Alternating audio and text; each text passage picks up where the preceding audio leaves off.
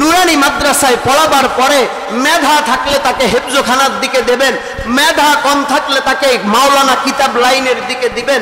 দেওয়ার পরে এই সন্তানকে আলেম বানাবেন, স্কলার বানাবেন। বানানোর পরে তাকে সমাজের যোগ্য ইমাম হিসাবে গড়ে তুলতে হবে, সমাজের যোগ্য খতিব হিসাবে গড়ে তুলতে হবে, সমাজের হকের ঝান্ডাবাহী একজন দ্বীনি মুজাহিদ কাফেলার সৈনিক হিসাবে তাকে গড়ে তুলতে হবে। রাজি আছি তো ইনশাআল্লাহ? কারণ হাজারো স্কুলগুলোর, হাজারো কলেজগুলোর, হাজারো ইউনিভার্সিটিগুলোর অর্ধেকের অর্ধেক ছাত্র এখনো আমাদের মাদ্রাসাগুলোতে আসে না। বুঝা গেল একটা কলেজের ছাত্র আমাদের 10টা মাদ্রাসা মিলায়ের ছাত্র হবে না, একটা ইউনিভার্সিটির ছাত্র আমাদের একটা জেলার সব মাদ্রাসাগুলো মিলেও একটা ইউনিভার্সিটির ছাত্র সমান হবে না। তাহলে বুঝা গেল ইউনিভার্সিটিতে ছাত্রছাত্রী আছে বেশি, ডাক্তার, এদেশের ডাক্তারের প্রয়োজন, ইউনিভার্সিটির ভাইয়েরা সেই খেদমত করবে। ইঞ্জিনিয়ারের প্রয়োজন, এদেশের ইউনিভার্সিটির ভাইয়েরা সেই খেদমত করবে। মহিলা গাইনি ডাক্তারের প্রয়োজন, ইউনিভার্সিটির আমার বোনেরা সেই খেদমত করবে। আমি গ্রামের মুসলমান, আমি একজন মুসলমান, আমার সন্তানগুলোকে, আমার মেয়েগুলোকে, আমার নাতিটাকে, আমার নাতনিটাকে এমন সৈনিক হিসাবে তৈরি করব যেই ছেলেটি মসজিদের মেম্বারে দাঁড়ায়া এলায়ে কালিমাতুল্লাহর আওয়াজ তুলবে, এলায়ে কালিমাতুল্লাহর পতাকা উঠাবে, এলায়ে কালিমাতুল্লাহর মিশনকে বাস্তবায়ন করার জন্য রাজপথের লড়াকু সৈনিকের ভূমিকা পালন করবে। আর যদি সব এখন আমাদের মাথার মধ্যে আমাদেরকেই প্রশ্ন ছুড়ে দেয় যে ডাক্তার হবে কে, সব যদি মাদ্রাসা হয়। আমি তো বললাম ভাই, ডাক্তার হওয়ার জন্য আমাদের ইউনিভার্সিটির ভাইয়েরা আছে, ডাক্তার হওয়ার জন্য আমাদের কলেজের ভাইয়েরা আছে, ডাক্তার হওয়ার জন্য আমাদের MBBS মেডিকেল কলেজের ভাই বোনেরা আছে। তাহলে নিতান্ত আমাদের কিছু ভাইয়েরা এখন থেকে চূড়ান্ত পর্যায়ের এই নিয়োগ করতে হবে, আমার সন্তানটিকে আমি আলেম বানাবো। وقال رسول الله صلى الله عليه وسلم من كان إيمانا واحتسابا من صام إيمانا واحتسابا غفر له ما تقدم من ذنبه أو كما قال عليه الصلاة والسلام اللهم صل على محمد وعلى آل محمد كما صليت على إبراهيم وعلى آل إبراهيم إنك حميد مجيد اللهم بارك على محمد وعلى آل محمد كما باركت على إبراهيم وعلى آل إبراهيم إنك حميد مجيد بلغ العلا بكماله كشف الدجى بجماله حسنت جميع خصاله صلوا عليه وآله لا إله إلا الله لا إله إلا الله لا إله إلا الله لا إله إلا الله لا إله إلا الله لا إله إلا الله لا إله إلا الله লা ইলাহা ইল্লাল্লাহ ألا يا ساكن القصر المعلى ستدفن عن قريب في التراب قليل عمرنا في دار دنيا ومرجعنا إلى بيت التراب لا إله إلا الله لا إله إلا الله لا إله إلا الله لا إله إلا الله لا إله إلا الله لا إله إلا الله لا إله إلا الله محمد رسول الله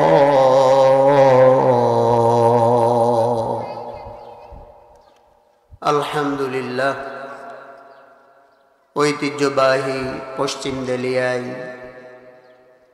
মাদ্রাসার উদ্যোগে আয়োজিত বার্ষিক ওয়াজ মাহফিলের দ্বিতীয় দিবসে মহিলা মাহফিলের সম্মানিত সভাপতি হযরতে উলামায়ে ইকরাম, পর্দার আড়ালের আমার সম্মানিতা মা ও বোনেরা, আল্লাহ পাক রব্বুল আলামিন আমাদের হায়াতের জিন্দেগির একটু সময় কোরআনের জন্য, দ্বীনের জন্য, কোরআন শিখানোর কাজে, তালিমের মজলিসে, দোয়ার মজলিসে, মাহফিলের প্যান্ডেলে আসার বসার, কিছু কথা বলার, শোনার তৌফিক দান করলেন। এজন্য দিল থেকে শুকরিয়া আদায় করছি। সকলে বলি আলহামদুলিল্লাহ। মুহতারামা মা ও বোনেরা, দীর্ঘক্ষণ পর্যন্ত আপনারা কোরআন ও হাদিস থেকে অত্যন্ত গুরুত্বপূর্ণ আলোচনা কথা শুনছিলেন। হায়াতের জিন্দেগির এই সময়টুকুকে যদি রব দয়া করেন যে তোমার হায়াতের জিন্দেগির এই কিছু সময় কোরআন শোনার জন্য, হাদিস শোনার জন্য, ইসলামকে ভালোবেসে, দ্বীনকে ভালোবেসে কষ্ট ক্লেশ করে এই মেহফিল প্যান্ডেলে আসছেন, বসছেন, মাওলা যদি চায় তো আমাদের এই আশা বসাকে উছিলা করে আমাদেরকে মাফ করে দিতে পারেন। সুবহানাল্লাহ। কারণ রব বান্দা বান্দির উছিলা তালাশ করে, কেমনে আমার এই বান্দা বান্দিকে আমি মাফ করতে পারি। কারণ কোন মুসলমান এই দুনিয়ায় স্থায়ীভাবে কেউ থাকতে পারবে না। মুসলমানের আসল ঠিকানা এই দুনিয়া নয়, বরং মুসলমানদের আসল ঠিকানা, আদি ঠিকানা হলো জান্নাত। এ আদি ঠিকানা হলো জান্নাত। আমরা জান্নাতের বাসিন্দা ছিলাম। জান্নাতে কিছু সময়ের জন্য, কিছু দিনের জন্য রব এই দুনিয়াতে পাঠিয়েছেন, আবার আমাদেরকে টেনে টেনে টেনে টেনে আমাদের আদি ঠিকানা জান্নাতের মধ্যে আমাদেরকে নিয়ে যাবে ইনশাআল্লাহ। তবে শর্ত হলো, যদি রবের হুকুম মতো ক্ষণিক এই সময়ের জন্য যদি আমরা তার মতো করে চলতে পারি, তাহলেই কেবলমাত্র রব আমাদেরকে টেনে নিয়ে জান্নাতের মালিক বানিয়ে দেবেন। আর যদি এই দুনিয়াতে মন চায় জিন্দেগি পালন করি, যেমন খুশি তেমন সাজি, যেমন খুশি তেমন চলি, তাহলে মৃত্যুর পরে রব বলেন, আমি তোমাদের জন্য এমন জাহান্নাম প্রস্তুত করে রেখেছি, যেই জাহান্নামের কাঠ লাকড়ি হবে এই মানুষ এবং জিনজাত। সুতরাং মা, যতক্ষণ আছি অল্প কিছুক্ষণ আমরা কথা বলবো, কথা শুনবো, ধ্যান ও খেয়ালের সাথে কথাগুলো শুনবো এবং বলবো। আল্লাহ পাক আমাকে ইখলাসের সাথে আমাদের প্রত্যেককে আমলের নিয়তে বলার শোনার তৌফিক দান করুক, বলি আমিন। বলতেছিলাম যে জাহান্নাম রব প্রস্তুত করে রেখেছেন, ওই জাহান্নামের লাকড়ি আমি, ওই জাহান্নামের কাঠ আপনি। আল্লাহ বলেন وقودها الناس والحجارة أعدت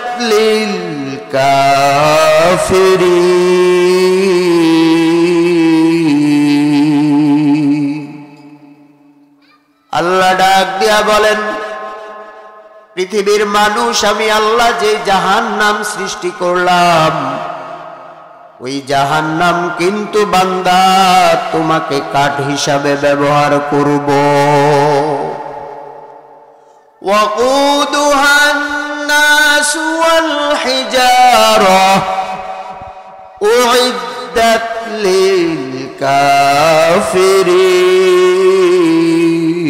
للكافرين। চিন্তা করছেন মা, আল্লাহ ধমকা বলছেন ওই জাহান্নামের কাঠ কিন্তু তুমি, ওই জাহান্নামের কাঠ আমি। যেই জাহান্নামকে কিয়ামতের ময়দানে আল্লাহ পাক যে জাহান্নামকে প্রজ্বলিত করবেন, ওই জাহান্নামের আগুন প্রজ্বলিত করার জন্য কাঠ হিসাবে আমাকে আপনাকে পাথরকে ব্যবহার করে। এরা পর্দার আড়ালের মা, চক্ষু দুইটা বন্ধ করে চিন্তা করো রে মা। রব ঘোষণা করলেন জাহান্নাম তোমাকে আমাকে দিয়ে প্রজ্বলিত করবে। আমার আপনার কি ঠিকানা ওই জাহান্নাম কিনা?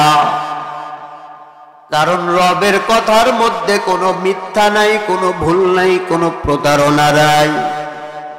রব যে বললেন আমি জাহান্নাম জ্বালাবো তোমাদেরকে দিয়ে, এরে মা, আমার চলার গতি, আমার বলার গতি, আমার কাজের গতি, আমার কর্মের গতি, আমার সব কিছুকে আমাকে জাহান্নামের আগুন জ্বালাবার উপযুক্ত করে তুলছে কি তুলছে না, এটা মিলাবো কোরআন দিয়া আর হাদিস দিয়া। কারণ কোরআনের মধ্যে রব শুনায়া দিলেন, এ বান্দা আমার, এমন জাহান্নাম আমি আল্লাহ তৈরি করে রাখলাম, যেই জাহান্নাম দুনিয়ার কোনো আগুন নয়। দুনিয়ার আগুন তো মানুষের একটা অঙ্গে লাগে, একটা অঙ্গ জ্বলে যায়, কিন্তু জাহান্নামের আগুন এত ভয়ঙ্কর আগুন, যে আগুন মানুষের একটা অঙ্গে লাগার সাথে সাথে গোটা কলিজাটা পুড়ে যায়। কাজেই মা যতক্ষণ এখানে আছে, চক্ষু দুইটা বন্ধ করে মনকে বুঝাই, মন, এই দুনিয়ার মধ্যে একদিন আমার কোনো পরিচয় ছিল না, কোনো অস্তিত্ব ছিল না। আমার কোনো স্বামীর বাড়ি ছিল না, বাবার বাড়ি ছিল না, মায়ের বাড়ি ছিল না, স্বামীর পরিচয় ছিল না, মায়ের পরিচয় ছিল না, বোনের পরিচয় ছিল না, সন্তানের পরিচয় ছিল না।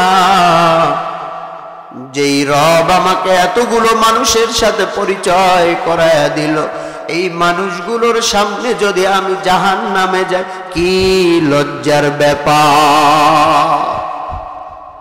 কারণ আমার গুনাহগুলো দুনিয়ার কেউ দেখে না,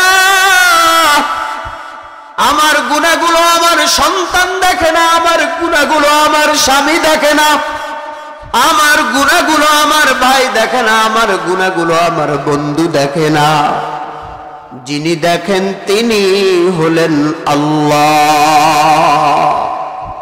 রব ডাক দিয়া বলেন, কিরামান কাতিবিনা ইয়ালামুনা মা তাফআলুন। বান্দা আমার, আমি আল্লাহ তোমার ভালো এবং মন্দ দুইটি দিক লিপিবদ্ধ করার জন্য ফেরেশতা নিযুক্ত করলাম। তুমি ভালোটা করার সাথে সাথেও ফেরেশতা লিপিবদ্ধ করে, মন্দটা করার সাথে সাথেও তোমার আমলগুলা লিপিবদ্ধ করে। কিয়ামতের ময়দানে রব ডাক দিয়া বলেন, আমি আল্লাহ তোমার দুনিয়ার সব কাজকর্মের হিসাবগুলো আমি আল্লাহ তোমার সামনে তুলে ধরবো। মা চক্ষু দুইটা বন্ধ করে চিন্তা করেন, রব যখন আমার সামনে আপনার হাতের মধ্যে আমার হাতের মধ্যে আমলনামা তুলে দেবে, বলবে ইকরা কিতাবাক কাফা বিনাফসিকাল ইয়াউমা আলাইকা হাসিবা।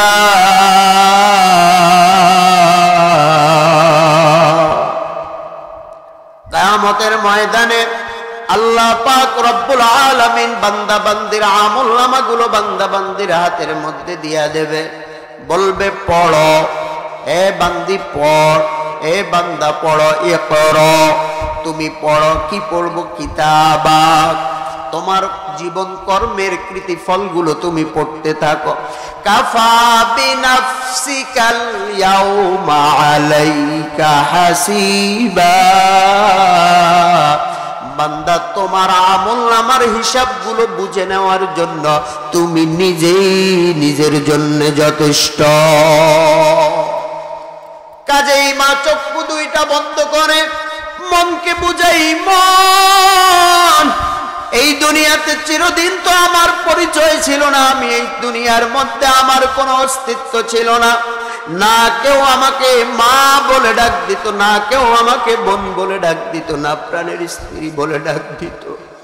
যেই রব আমাকে এই দুনিয়ার মধ্যে প্রেরণ করলেন, যেই রব আমাকে কোথা থেকে দুনিয়ার মধ্যে আসলাম, এই ছেলেটা কেন আমাকে মা বলে ডাকে, এই মেয়েটা কেন আমাকে মা বলে ডাকে, এই সন্তানটি কেন আমাকে মা বলে ডাকে, ও কেন আমাকে দাদু বলে ডাকে, ও কেন আমাকে নানু বলে ডাকে, কে আমাকে এই পরিচয় করায় দিল? কে?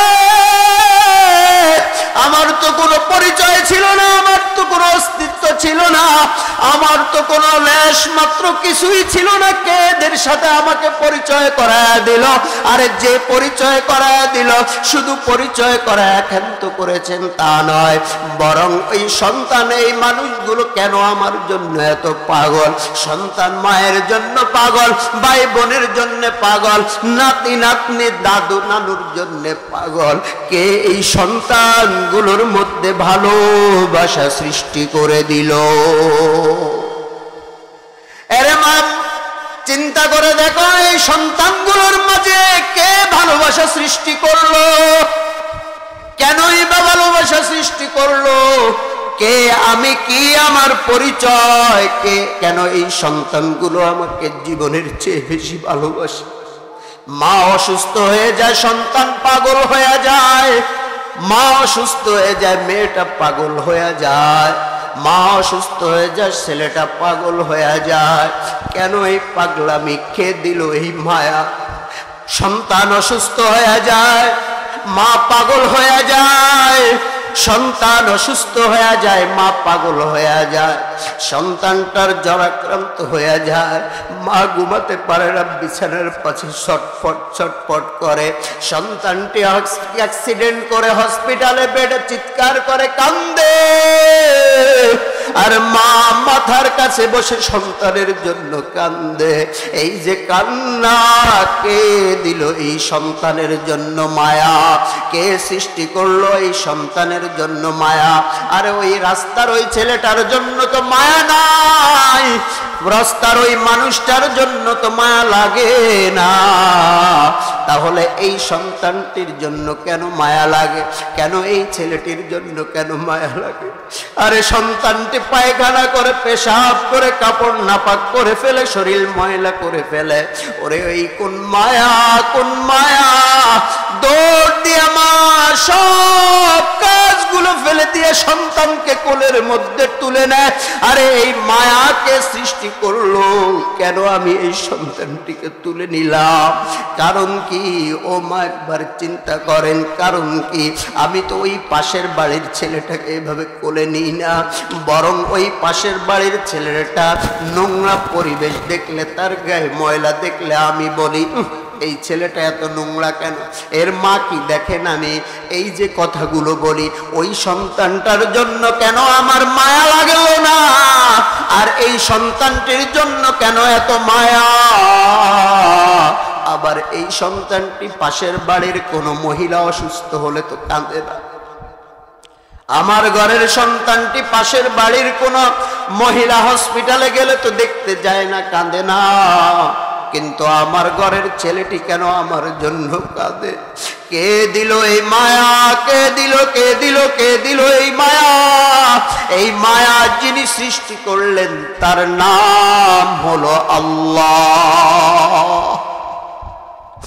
আল্লাহ পাক রব্বুল আলামিন ডাক দিয়া বলেন, বান্দা আমার, ও পর্দার আড়ালের মা, রব ডাক দিয়া বলেন, মা, মহিলা রমণী, তোমার জন্য আমি অন্য সন্তানের মায়া তার মধ্যে তোমার জন্য নাই, কিন্তু তুমি যেই সন্তানটিকে গর্ভে ধারণ করলা, ওই সন্তানটির মধ্যে আমি যেই পরিমাণ মায়া দিয়া দিলাম, তুমি ওই সন্তানটি গর্ভে নেওয়ার কারণে ওই সন্তানটি অ্যাক্সিডেন্ট হইলে, অসুস্থ হইলে তুমি মা যেমনি ভাবে ঘুমাইতে পারো না, আমি আল্লাহ তোমাকে সৃষ্টি করার কারণে আমি আল্লাহ যখন দেখি তুমি জাহান্নামের অপরাধী হওয়া জাহান্নামের দিকে অগ্রসর হও, আমি দেখি না, না না, আমার এই বান্দিকে তো আমি জাহান্নামের জন্য বানাই নাই, আমার এই বান্দি কেন জাহান্নামের দিকে যায়, আমার এই বান্দা কেন জাহান্নামের দিকে যায়।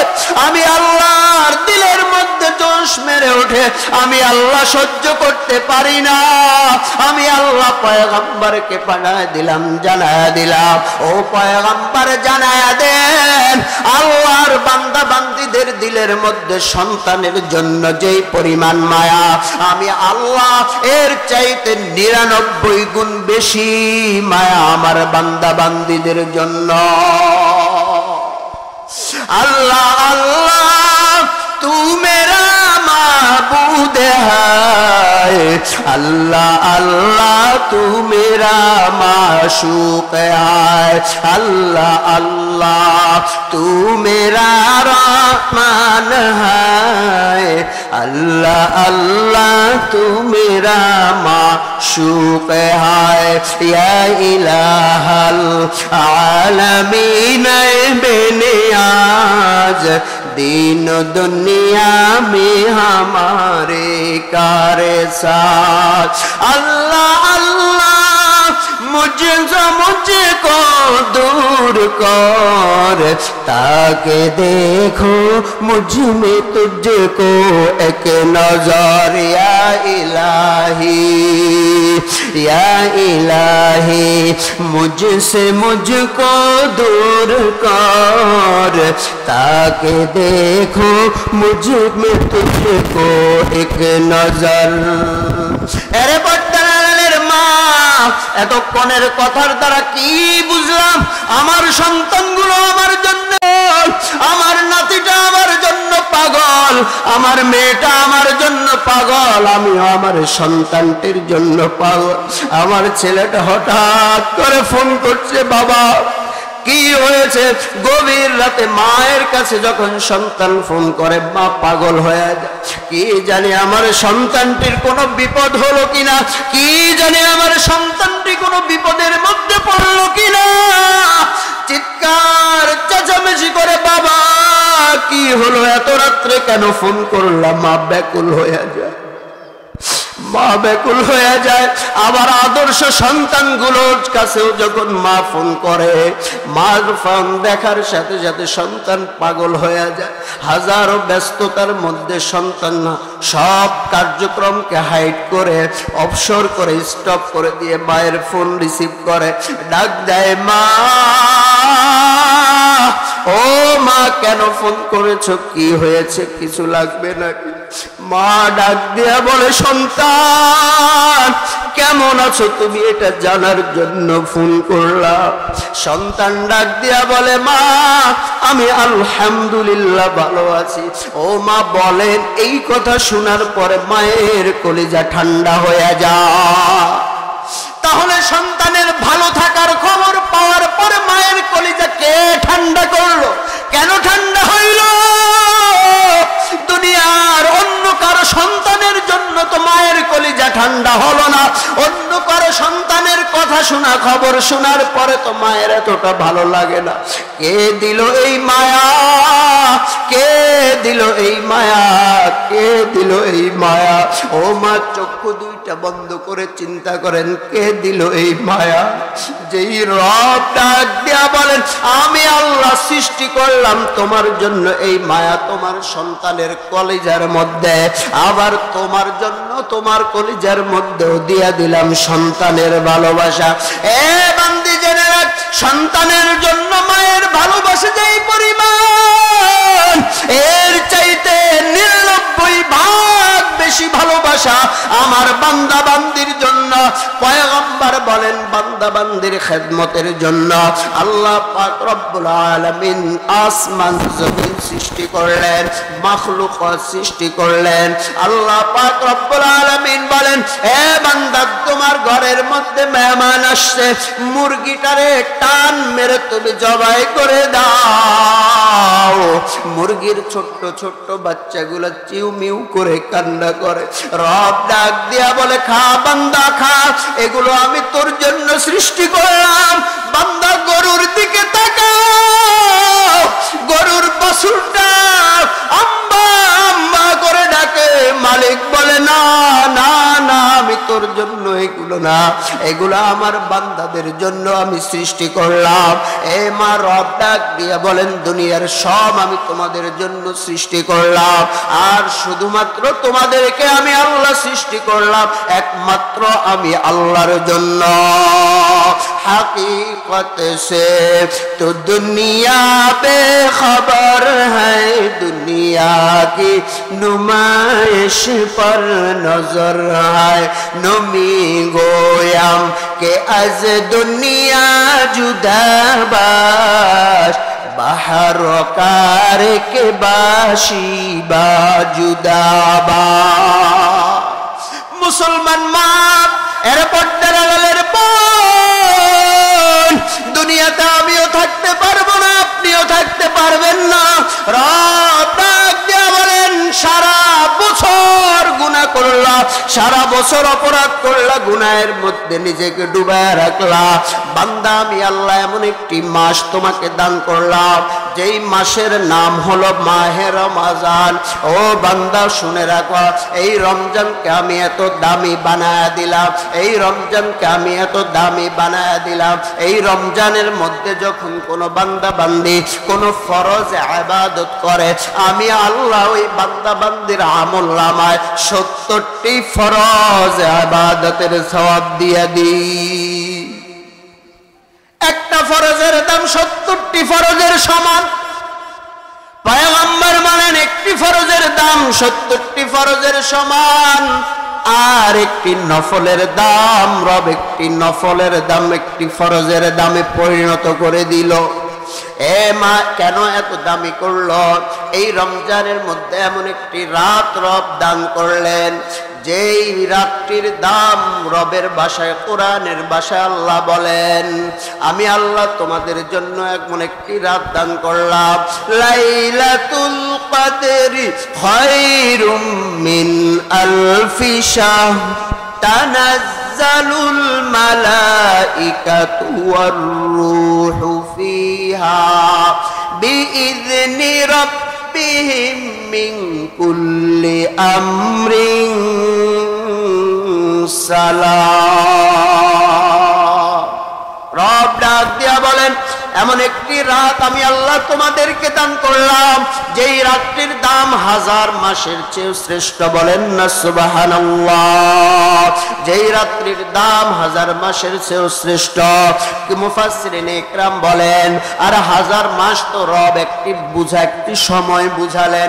রব যাকে বরকতময় করবে এই রাত্রিতে 1000 নয়, লাখ নয়, কোটি মাসের চেয়েও শ্রেষ্ঠত্ব রব দান করে দেয়।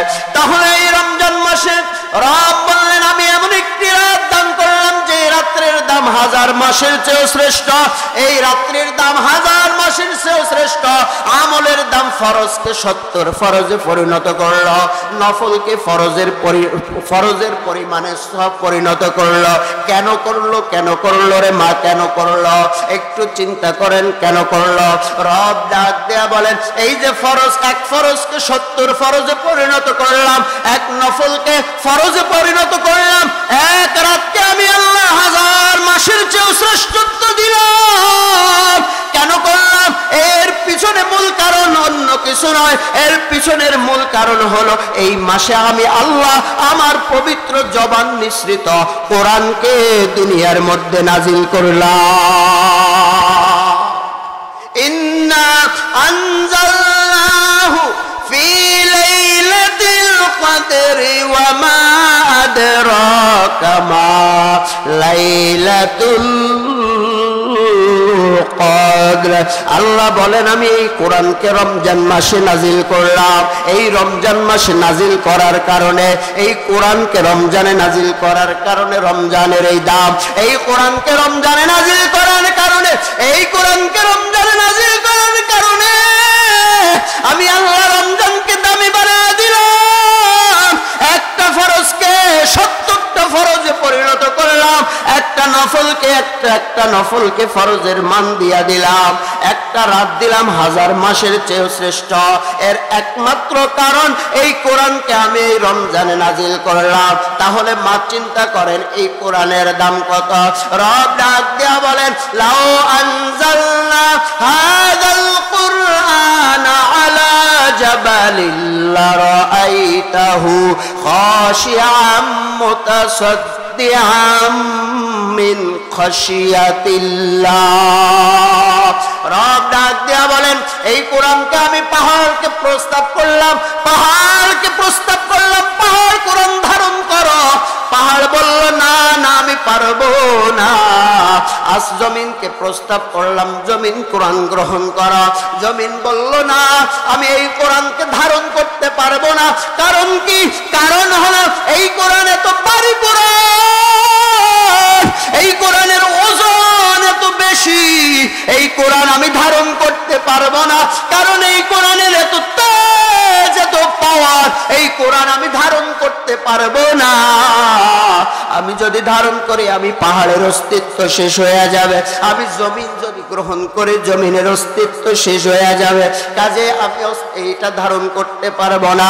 মানব জাতিকে আল্লাহ দিলেন, মানব হে কোরআনকে ধারণ করো। পয়গম্বর বলল, লাব্বাইক আল্লাহ, এই কোরআন আমি স্বাগতম জানায় ধারণ করলাম।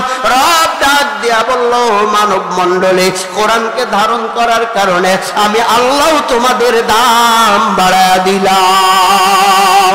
রব ডাক দিয়া বলেন, ওয়ালাকাদ কাররামনা বানি আদম ওয়া হামালনাহুম ফিল বাররি ওয়াল বাহর ওয়ালাকাদ কাররামনা বানি আদম। আল্লাহ বললেন, কোরআন ধারণ করার কারণে হে মানব জাতি তোমাদেরকেও গোটা মাখলুকাতের মধ্যে শ্রেষ্ঠ মাখলুক বানায় দিলাম। কোরআন ধারণ করার কারণে গোটা মাখলুকাতের মধ্যে এই মানুষকে আল্লাহ দামি বানায় দিলেন, সম্মানিত বানায় দিলেন। তাহলে মা 2 নাম্বার বুঝলাম, কোরআন দুনিয়ার মধ্যে আসার কারণে, রমজান মাসে আসার কারণে রমজানের দাম হয়ে গেল। মানুষ কোরআন ধারণ করার কারণে মানুষের দাম হয়ে গেল। এবার যেই ফেরেশতা কোরআনকে নিয়ে দুনিয়ার মধ্যে আসছে, কোরআনকে নিয়ে পয়গম্বরের কাছে আসলো, ওই ফেরেশতার দাম কি? আল্লাহ পাক রব্বুল আলামিন বলেন, এই কোরআনকে যেই ফেরেশতা বাহন করে নিয়ে আসছে, নিশ্চয় এই ফেরেশতাকেও আমি আল্লাহ সকল ফেরেশতার উপরে সম্মানিত বানায় দিলাম। শুধু তাই নয়, এবার আসেন, যেই মাস কোরআন নাজিল কারণে মাস সম্মানিত হলো, যেই মানুষ কোরআন ধারণ করার কারণে মানুষ সম্মানিত হলো, যেই ফেরেশতা কোরআন বাহন করে নিয়ে আসলো সে সম্মানিত হলো।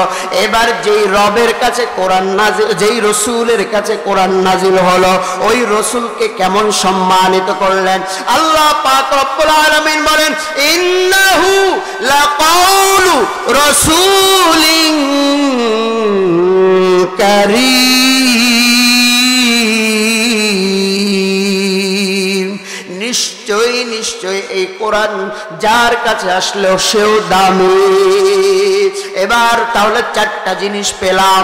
এক নাম্বার, যেই মাসে কোরআন নাজিল হলো ওই মাসকে রব দামি বানায় দিলেন।